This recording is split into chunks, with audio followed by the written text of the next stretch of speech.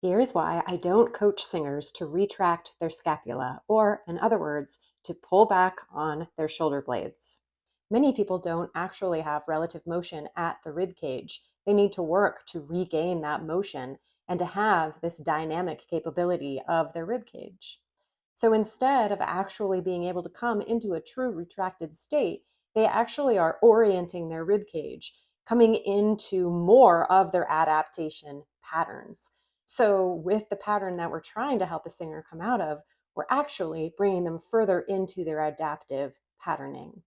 Not only would this bring us further into our adaptive patterning, but it will also have a great impact on the respiratory diaphragm.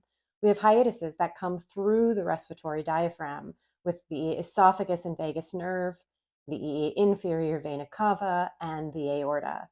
This can put pressure on those structures and cause symptoms such as acid reflux and GERD, varicosities, varicose veins, and potentially some edema in the lower extremities. Take someone who is in a lower and upper rib brace strategy. Asking them to retract the scapula will send the body forward, creating excessive compression in the low back, tipping the sternum upward, flaring the lower ribs, flattening out the thoracic spine in the posterior mediastinum, and we still have the upper rib brace strategy. Take now someone who's in a lower rib flare and an upper rib brace. Ask them to retract. It's going to cause excessive compression in the low back, a rib flare, an upward tipping of the sternum, flattening of the thoracic spine in the posterior mediastinum, and we still have that upper brace strategy. Let me show you an alternative. Instead, we can guide students to release overactive tissues, elongate shortened tissues, and elongate the compressed side.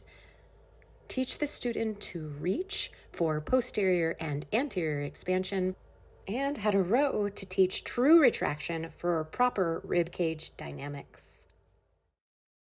This approach is incredibly important because it helps us find a convex rib cage forming a foundation for a concave scapula. This approach allows for singers to progress more efficiently. For more information like this, check out my YouTube channels. Thanks so much for tuning in, and I look forward to seeing you next time.